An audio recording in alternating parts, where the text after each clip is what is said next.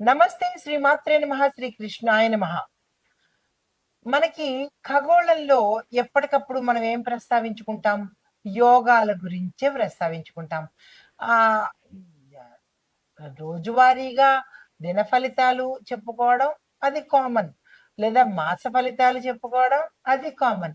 కానీ యోగాల గురించి చెప్పుకోవడము, ఎవరెవరికి ఏ యోగం వర్తిస్తుంది, ఆ యోగంలో మేమేం చేయాలి, ఏం చెయ్యకూడదు, ఆ యోగంలో ఏం లాభాలు వస్తాయి అనే క్యూరియాసిటీ గానీ, అనే ఉత్సాహం కానీ, లేదా అంటే కొంత టెన్షన్ కానీ ప్రతి ఒక్కళ్ళకి ఉంటుంది కదా! అయితే దానికోసమే నేను ప్రత్యేకంగా యోగాల గురించి మాత్రమే మీకు తెలియపరుస్తాను. అయితే ఇప్పుడు మనకి అక్టోబర్ నెలలో సెప్టెంబర్ మధ్య నుంచి అక్టోబర్ నెలలో మనకి 3 రకాల రాజయోగాలు గోచరిస్తున్నాయి. అయితే ఈ రాజయోగాలు సెప్టెంబర్ నెల నుంచి అక్టోబర్ నెల ఈ 40 రోజుల కాలము 40 అంటే 12 తర్వాత 21 నుంచి సెప్టెంబర్ 21 నుంచి అక్టోబర్ నెల మొత్తంగా అనగా అక్కడ ఒక 30 రోజులు, ఇక్కడొక 18 రోజులు.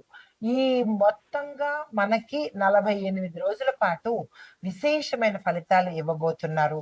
అయితే ఇవి పా మనకి అందరికీ ఒకేలా ఉంటుందా అంటే, అందరికీ ఒకేలా ఉండదు. కొన్ని రాశులకి మంచి పరిస్థితులు, కొన్ని రాశులకి మిశ్రమ పరిస్థితులు, కొన్ని రాశులకి గడ్డు పరిస్థితులు ఉండే అవకాశం ఉంది.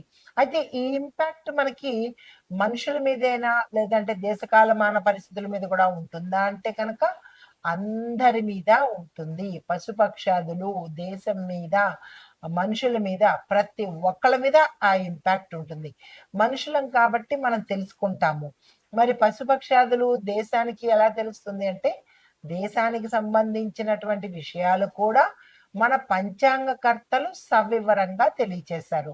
అయితే ఇప్పుడు మనకి అక్టోబర్‌లో ఈ గ్రహ సంచారాలు రాబోయే అంశాలలో ఎవరెవరు ఎలా ఉండబోతున్నారు అనేది కనుక చూసినట్టయితే, సూర్యుడు కన్యా రాశిలో తులా సంచారం చేస్తూ అక్టోబర్ 17న తులలో ప్రవేశించి అక్కడ ఆహ్, అంటే మనకి స్థిరంగా ఉండిపోయే అవకాశాలు కనబడుతోంది.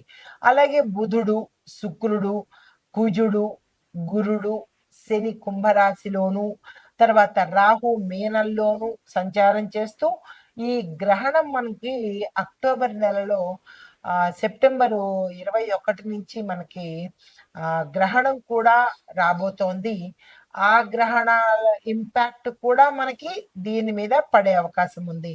అయితే 3 శక్తివంతమైన రాజయోగాలు ఏమిటయ్యా అంటే కనుక, ఒకటి గజకేసరి యోగము మనం ఇందాక చెప్పుకున్నట్టు, అంటే గత వీడియోలో చెప్పినట్టు గజకేసరి యోగము, ధనయోగము, దీంతో పాటు రాజయోగం కూడా మనకి రాబోతోంది.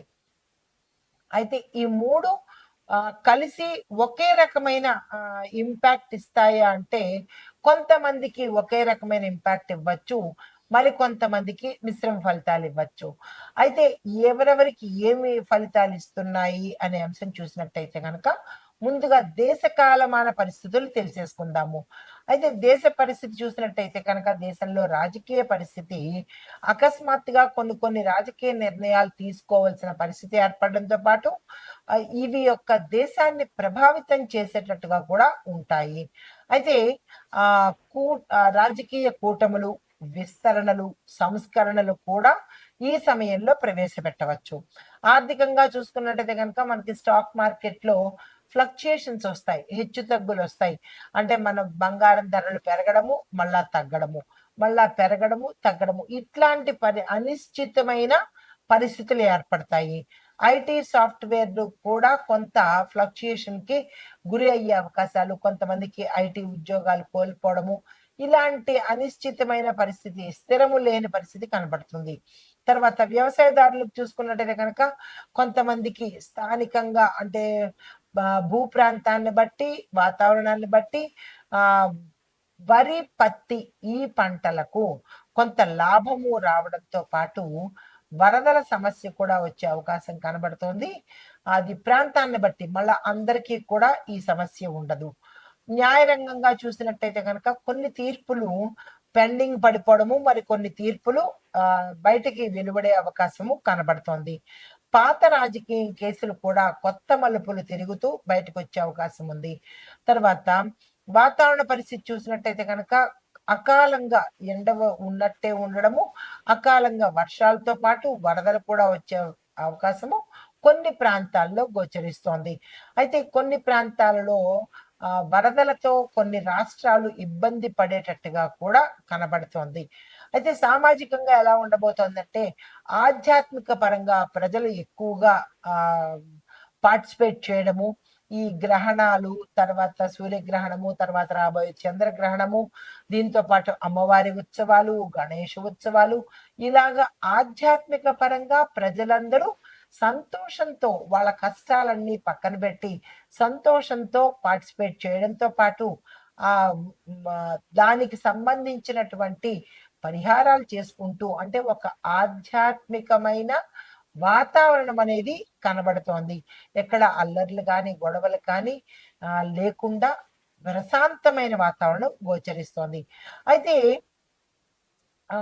ఈ ఫలితాలు మరి మేషాది ద్వాదశ రాశుల వారి మీద ఎలా ఉండబోతోంది అనే అంశంలో ఒక్కొక్క రాశి గురించి విశ్లేషణ చేద్దాం. తదుపరి రాశి కుంభరాశి. ఈ రాశి వారికి మరి ఏ రాజయోగం వర్తిస్తుంది అక్టోబర్ నెల, సెప్టెంబర్ మధ్య చివరి వారం నుంచి అంటే కనుక ఫలితాలు చూద్దాం ముందుగా.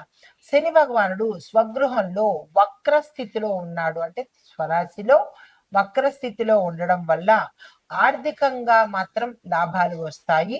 వ్యాపారంలో కొత్త కాంట్రాక్టులు వస్తాయి. రాజకీయంగా ఎదుగుదల కనబడుతోంది. అయితే శారీరక అలసట పెరుగుతోంది. అంటే మీకు రాజయోగం మాత్రమే పట్టేటట్టుగా ఉంది తప్ప, ధనానికి సంబంధించి గాని, గజకేసరి సంబంధించింది గాని మీకు వర్తించేటట్టుగా గోచరించట్లేదు. కుటుంబంలో చూసినట్టయితే గనక అశాంతి, కొంత అలజడి కలిగే అవకాశం కనబడుతోంది. పిల్లల వల్ల ఇబ్బందులు కానీ, పిల్లల వల్ల మాట పడడం కానీ, ఇలాంటివి కనిపిస్తోంది. కొంత కార్యహాని, ముందుకు వెళ్ళకపోవడం కానీ, ఆటంకాలు కానీ జరిగే అవకాశాలు కనబడుతున్నాయి.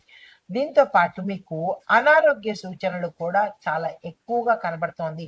చర్మానికి సంబంధించి, గుప్త అవయవాలకు సంబంధించి, దీంతో పాటు కడుపుకు సంబంధించినటువంటి ఇబ్బందులు తల ఎత్తేటట్టుగా కనబడుతోంది. ఇలాంటి విషయాలు ఏవైనా మీకు కనిపిస్తే జాగ్రత్తలు తీసుకునే ప్రయత్నం చేయండి. ప్రయాణాల్లో కొంత ఇబ్బంది కానీ, లేదా అంటే మోసపోవడం కానీ, లేదా అంటే కనుక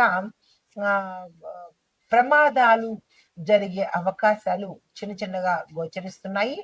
జాగ్రత్తలు తీసుకునే ప్రయత్నం చేసుకోండి. మీకు చెప్పదగిన పరిహారము ప్రతి బుధవారము అంటే ఈ సమయంలో మీకు అంటే అక్టోబర్ చివరి వారం వరకు ప్రతి బుధవారము గణపతికి పూజ చేసి దర్భ గడ్డిని మీరు కనుక సమర్పించినట్టయితే కొంత సానుకూలంగా ఉండే అవకాశం కనబడుతోంది. అయితే మొత్తం మీద ఈ సమయంలో మనకి 3 యోగాలలో కొంతమందికి కొన్ని యోగాలు, కొంతమందికి అన్ని యోగాలు, కొంతమందికి ఏమీ కలగకపోవడం అనేది గోచరిస్తోంది. అయితే ఓవరాల్‌గా చూసినట్టయితే కనుక అక్టోబర్ 6, 20 ఈ 2 డేట్లు గుర్తుపెట్టుకోండి. చంద్రగ్రహణ ప్రభావం గతంలో ఉండడం వల్ల కొన్ని ముఖ్యమైన నిర్ణయాలు మీరు వాయిదా వేయవలసిన పరిస్థితి ఏర్పడుతోంది. తర్వాత మొత్తం మీద చూసినట్టయితే కనుక ఈ 3 రాజయోగాలు ఆర్థికంగా ఉత్సాహము, రాజకీయంగా మార్పులు, వ్యవసాయ పరంగా లాభాలు తెచ్చిపెట్టేటట్టుగా గోచరిస్తోంది. అయితే మరి వ్యక్తిగతంగా ఎలా ఉండబోతోంది? ఏ రాశులకు గౌరవాలు ఏర్పడతాయి, ఏ రాశులకు ధనయోగం కలుగుతోంది అనేది ముందుగా మీకు చెప్పడం జరిగింది. అయితే కొన్ని రాశుల వాళ్ళకి పదవి, ధనము, గౌరవము, సౌఖ్యము ఇవి మాత్రం కలిగేటట్టుగా కనబడుతోంది. ప్రతిదీ మీకు సవిస్తరంగా తెలియజేశాను. నమస్తే.